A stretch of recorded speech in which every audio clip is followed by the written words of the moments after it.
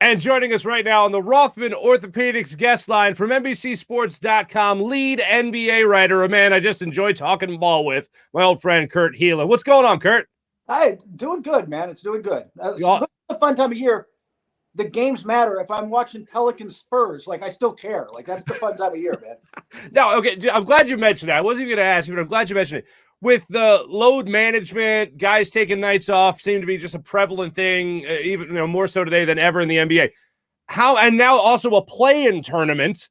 How much does the NBA season actually matter when it comes to postseason opportunities?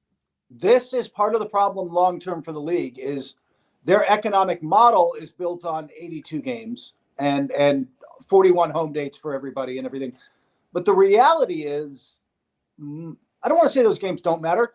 The best teams will win the most games over the course of, 82 games. It sorts it out, but it's sorted out at 60, right? It's sorted out at less. And if you could reduce the number and look, Joel Embiid's of the world and the Giannis Antetokounmpos of the world, and more more this year, the LeBron Jameses of the world, the Anthony Davises of the world. If they're in a higher percentage of games, there's more structure there. There's more interest in the regular season. The league is struggling with a little bit how do we? That's why the midseason tournament thing comes up. That's why they've liked the play-in. It's at least driving interest in regular season games. Mm-hmm. Let me ask you this. As far as the regular season goes, the Sixers certainly had a crazy regular season, all thanks to a guy named Ben Simmons, and then Joel Embiid puts himself in the MVP race again. When you look at the Sixers season with the Ben Simmons drama at the start of it and really halfway through as well, have you ever seen anything like that in the NBA in all your years covering the league? Maybe Brooklyn this year. The other team crazy enough to trade for him. Sure, yeah. But in the middle of the season like this, it was kind of wild to see Harden kind of forcing his way out in the structure, and then with Ben Simmons, that they held their ground on this. And maybe Tyrese Maxey gets the bonus, right? Because if Maxey doesn't have that year, if this is a 500 Sixer team, in spite of how well Joel Embiid's playing, if you're not getting enough out of those role players and they're struggling, then this is the ability to wait on a deal for a star is much harder, right? The pressure to win comes in at some point. So it was wild to see. It was a season unlike any other, and that's not even getting into the COVID crap. Yeah, really. You ain't kidding. Now, as far as that Ben Simmons guy goes, the reports are out now talking about targeting a middle to late return to play of the first round series with the Boston Celtics. How do you see that playing out? Ben Simmons with the Brooklyn Nets, and do you see him actually returning by the first round? Yeah, I've seen the reports. I think he wants to. If I had to guess, those reports are leaking more out of his camp than the Nets camp. But you guys in Philly, Ben Simmons. You're going to take him and throw him cold. Hasn't played a minute. And in Ben Simmons, a guy who's obviously in his years in Philadelphia dealt wonderfully with the pressure of the postseason and handles it so smoothly. You're going to throw him into this high leverage situation against a darn good Celtics team, right? That is spread out and deep and will attack.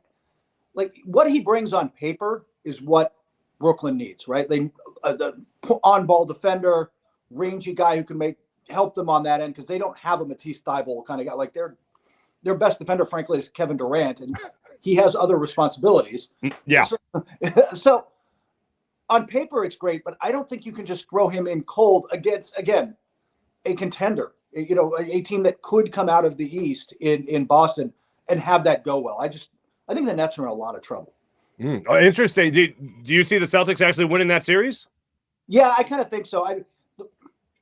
If they had Robert Williams III, I'd nail that thing down. But you run into concerns because they miss his switchability. Daniel Theis is a place look.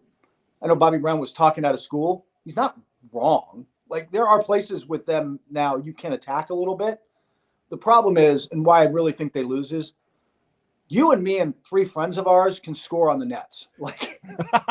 Their defense is genuinely horrible. And Boston still got, Jaylen Brown and Jason Tatum can still get you numbers, right? Like they still got guys who can score, and whether they can do it against whether they can do it against Philadelphia, whether they could do it against Miami is a different story, but they're going to be able to do it against Brooklyn. And I just don't think Brooklyn can do it over 7 games. I bragged to my audience earlier in the week that I hit a 3 in a charity basketball game. So yeah, I still got that touch, my friend. I was 1 for 7, but who's counting? Who's counting? One highlight, baby. One Instagram highlight. That's all you need. Put it on loop. Put it on loop. We're speaking with Kurt Helin, NBCSports.com lead NBA writer. Give him a follow right here on Twitter, obviously. And then also check out his story that he wrote about Joel Embiid becoming the first center since Shaq to lead the league in scoring. Not too bad. Kurt, I saw an interview you did recently where you talked about your MVP race. At the time, I saw you have Joker at number 1, Giannis at number 2, and then Joel Embiid at number 3. Has that order at all changed for you since you did that interview a week or so ago? I came so close. No, I didn't change it. To be honest with you, that is how I submitted it. I came really close to swapping Embiid and Antetokounmpo. This was the hardest year. I mean, and I don't. You're just splitting the atom with those 3 guys. Like all 3 of them would win it running away most years, and we wouldn't be having this debate. It's just a tough year, and I ended up having him 3rd, but I just wasn't comfortable with it. I wasn't, I've heard from some Philly fans in my Twitter mentions. They are. Oh, no way. Yeah. I nobody was offering to buy me a cheesesteak when I'm out. Like I'm in trouble, but I'm as comfortable with that as I was going to get. I was never going to be comfortable with how that shook out because you and I can sit here and make a really good case for Embiid to win the thing. Like I gave it to Jokic more just because of the load he had to carry, but Embiid had a huge load, and which we discussed with Simmons, and we kind of slip over like, oh, maybe Antetokounmpo had the least load, but they asked him to play center all year because Brook Lopez, like all 3 of them were thrown into weird situations, So it's a really difficult year for that award. That award in Defensive Player of the Year kept me up. I lost sleep over that stuff. All right. Well, let me ask you this, because Joel Embiid, he was asked recently, and he seems to be asked this question a lot. Hey, what are your thoughts on the MVP race? Do you feel like you've earned the MVP and stuff like that? And if you don't win, how do you feel? And he said recently, I feel like they hate me. If they don't want me to be MVP, if they're not going to vote me to be MVP, I feel like they hate me. So Kurt Helin, I'll ask you, why do you hate Joel Embiid? You know why I hate Joel Embiid? Nobody who gets well done steaks is in my fan club. Oh, you're right. You're right. You're right. Absolutely. I know. Outside of that cardinal sin, for the record, I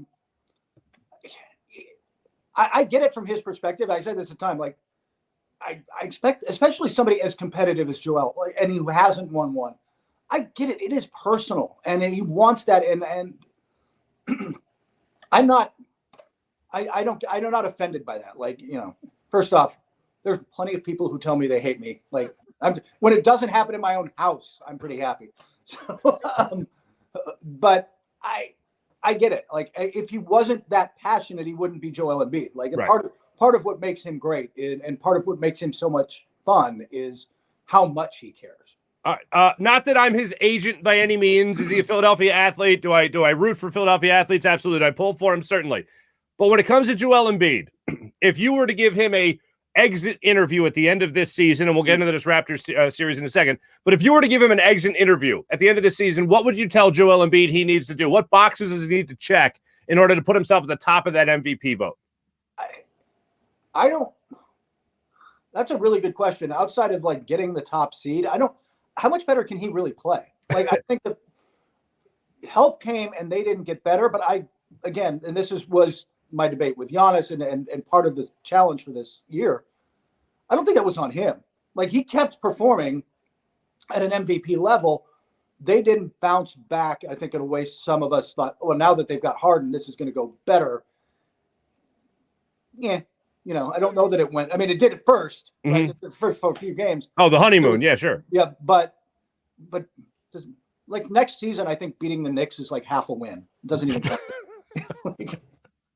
Gotcha. So, like, and when you brought up the argument of, Joker carried the Denver Nuggets, obviously Giannis did the same thing, but had more help in Milwaukee, but you mentioned the position change, or the assignment change, rather. And then you also talk about Joel Embiid carrying the load here. I understand that everybody had to kind of carry their team, Joker and Embiid especially in that regard.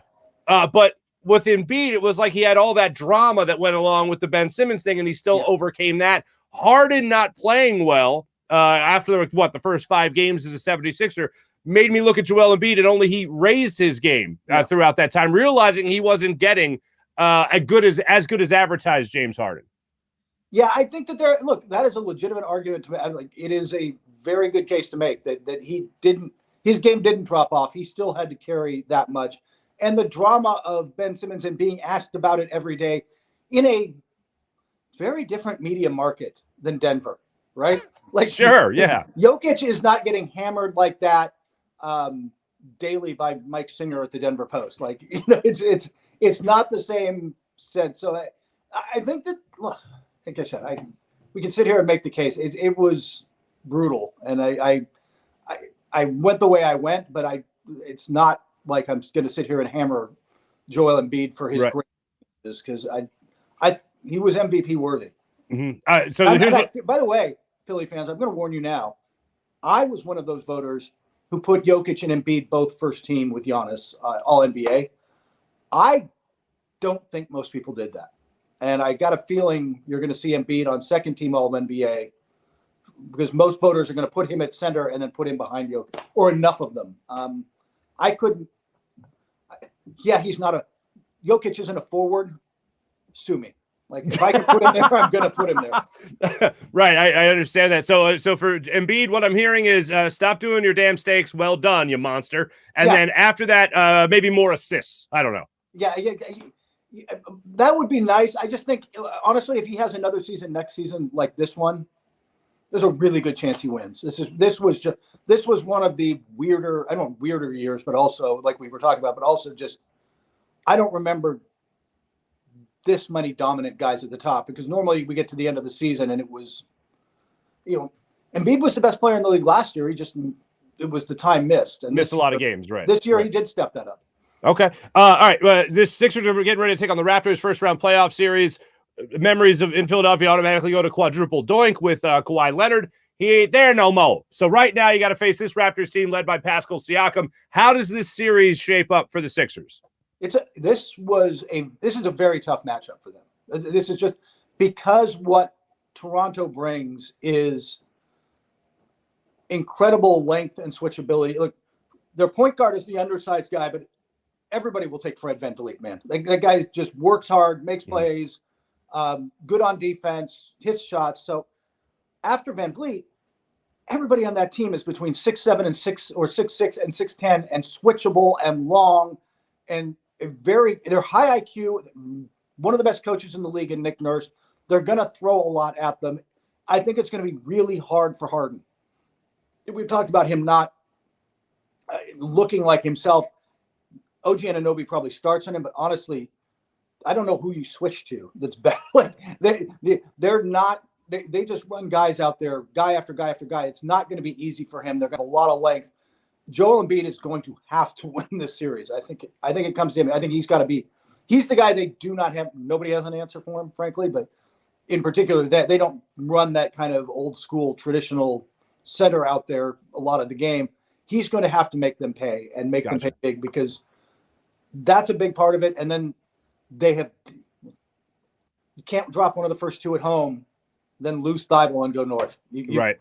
You better win those first two, because if you don't, and you start to give them belief, you need to get up early on this series and maybe split those first two up there, because the longer the series goes, I trust Nick Nurse more than nothing against Doc Rivers, so I'm not as down on as many, but I'll take Nick Nurse to make the adjustments. But he's also just got more quivers, arrows in the quiver. Like, with all their rangy, flexible, switchable guys, he can try more things. Ty Lue does this with the Clippers than I think Doc Rivers has.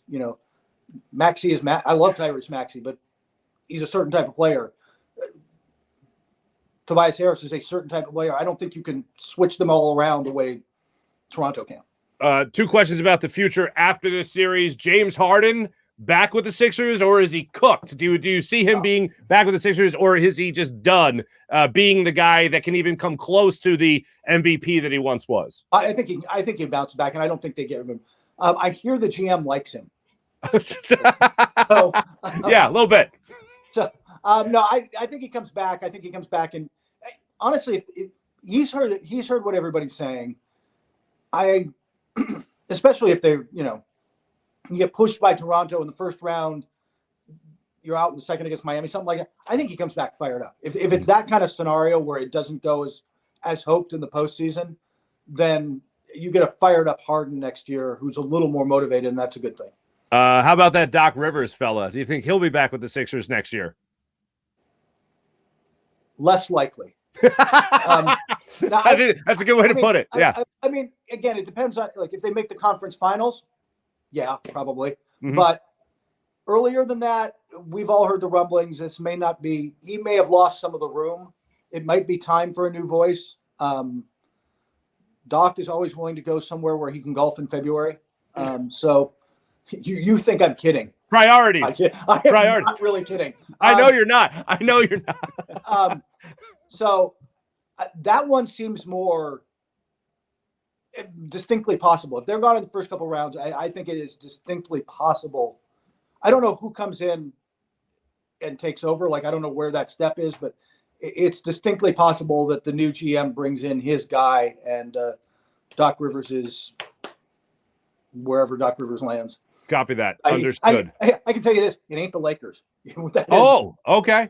I just let's just say somebody based out of LA. I would be very shocked to see Doc Rivers with the Lakers. Interesting.